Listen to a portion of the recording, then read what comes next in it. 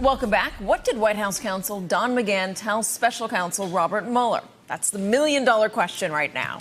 And as we said earlier, the New York Times reported over the weekend that White House counsel Don McGahn cooperated extensively with the Mueller probe, giving 30 hours of testimony over almost 9 months.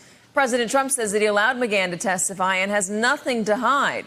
But the White House does not know what McGahn said to Mueller. Here's Rudy Giuliani yesterday on Meet the Press.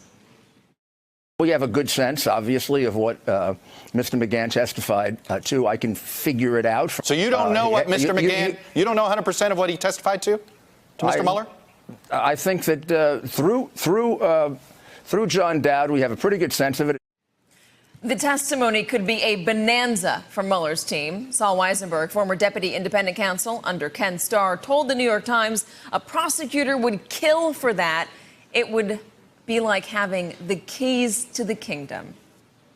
Saul Weisenberg joins me now. Saul, good to have you. You say it's like having the keys to the kingdom. What do you mean by that?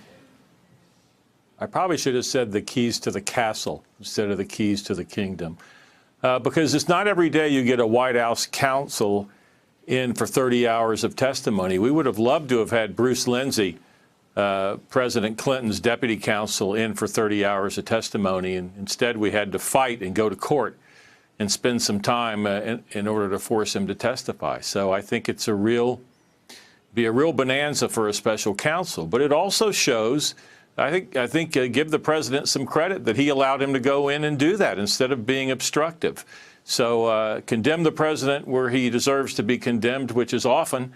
But I would applaud the president and his original lawyers, John Dowd and Ty Cobb, for doing this. So McGahn and his lawyer decided to be really open, according to the Times, to be really open with the special counsel because they were worried that Donald Trump and his team were going to throw McGahn under the bus. This all started, or all got prompted, by Ken Vogel, a New York Times reporter, overhearing John Dowd and I believe Ty Cobb talking in a restaurant in Washington, D.C. about the case last fall in September 2017, and them talking about McGahn and saying McGahn doesn't want to cooperate as extensively as we do. He wants to talk about executive privilege, and then saying that McGahn has papers hidden away in a safe. So the Times reports that McGahn and his attorneys took that to mean he was seriously legally liable here, that the president could put him in some real legal jeopardy. And so he went in and told him absolutely everything. Do you think the president fully understood, or his legal team fully understood, what McGahn was going in to do here? That it was really them saying, we have nothing to hide? Well, first of all, we don't really know if the conversation between Cobb and Dowd that was reported in the Times really was a motivating factor for McGahn. It's hard for me to believe that he would have gone in against the opposition of Cobb and Dowd. Here's what I think really went on. Ty Cobb and John Dowd thought that the investigation was primarily about collusion/conspiracy having to do with the Russians and the election. They felt that the president was on very solid ground there. They've said that from the beginning.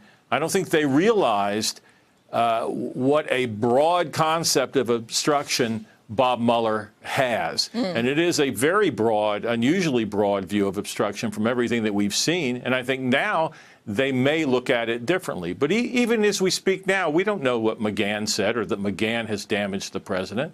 Like so much in this investigation, we'll have to wait until it plays out. We don't know that, and that you're very good to point that out. But McGahn has been present for a number of key moments that we do know the special counsel is looking into. The firing of James Comey being one, getting Jeff Sessions to unrecuse himself, the president telling McGahn to fire Robert Mueller, the New York Times finding out about it, writing a story about it, and then the president ordering McGahn to tell the New York Times that never happened, only for McGahn to tell the president, no, that did happen, I can't go out and say that. When you take those circumstances and say McGahn told the special prosecutor that, what does that mean for the investigation? What does that mean for Robert Mueller? Is it a silver bullet for obstruction? Could it lead to a silver bullet? Well, you've named 4 particular instances, and I would say 4 times 0 is 0. Not one of those 4 instances, separately or together, would constitute obstruction. The real key is, does Mueller have something that is that constitutes classic obstruction, which is hush money, paying somebody to tell a lie or to not testify at all, explicitly dangling a pardon in exchange for somebody testifying the right way. All those classic things, which is what destruction of evidence, which is what Nixon and Watergate was about. If Mueller has something like that, all of these other statements and things that President Trump did would be evidence, further evidence of his intent. But those things alone, under the Arthur Anderson case, under the case law as I understand it, could never constitute obstruction because as corrupt as it may be in the lay sense, the president has the legal right to fire Jim Comey, to ask Jeff Sessions to unrecuse himself, or to consider firing Bob Mueller. He just does, and I know people don't like hearing that.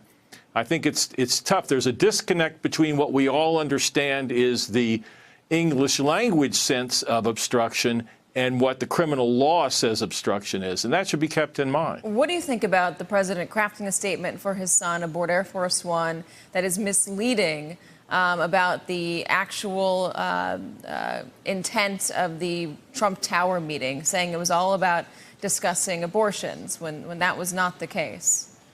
You mean adoption? I'm sorry, not abortions, adoptions. Thank you very much. Adoption. Sorry. That's okay. Well, I think it's terrible. I think if he did that, that's terrible. And it's a good example because let's say that when he was crafting that statement, he said to everybody on the plane, now look, this is going to be our story going forward, not only with the media, but with everybody, including the Senate, if they ask, and including Bob Mueller. That's different. That's classic obstruction because you're telling people this is going to be our story and it's a lie. But if all you're doing is lying to the press, again, it could end up being very damaging. It could be used against the president in a trial, but in and of itself, it could not constitute criminal obstruction of justice. Do you see a John Dean angle here when it comes to McGahn? The president certainly does. Or at least he's alluding to it. He says in a tweet, the failing New York Times wrote a fake piece today implying that because White House counsel Don McGahn was giving hours of testimony to the special counsel, he must be a John Dean type rat. But I allowed him and all others to testify. I didn't have to. I have nothing to hide. To be fair, this is him commenting on the New York Times saying this. But what about calling John Dean a rat here? And what sort of message could that send to Don McGahn? Oh, I don't think it sends any message to Don McGahn. I don't think you should have called him a rat. That's mobster talk. Let's face it. But the key difference between McGahn and John Dean is that Dean was not only involved in the initial planning stages for what became the Watergate break-in, but he was an absolute key player in the cover-up. Dean committed numerous criminal acts, encouraged people to destroy evidence, encouraged people to lie. Yeah. There's no suggestion whatsoever that Don McGahn has done any of that. So humor me here for a second. I'm just curious on your take on all of the behavior of the president and his team. If they're really not worried about anything and he's done nothing wrong, why go on the offensive against Robert Mueller? Why launch such a brutal PR strategy to tear down the credibility of everybody involved? That's a great question. As Trey Gowdy said a couple of months ago, talking to the president's attorneys, if you've got an innocent client, why don't you act like it? Any prosecutor looking at how the president has acted toward Bob Mueller over the last several months would have to ask that question. What in the world does he have to hide? It's a really good point. Saul Weisenberg. Saul, thanks so much for joining us. We appreciate it. No problem. Hello, YouTubers. If you're watching this, it means you've checked out our channel, so thank you. Now do me a favor, subscribe by clicking on that button down there. Click on any of the videos to watch the latest interviews and highlights from MTP Daily and MSNBC. You can get more Beat the Press content every morning in the First Read newsletter. If you're tired of content that you don't know anything about where it came from, you don't have to have that problem with us.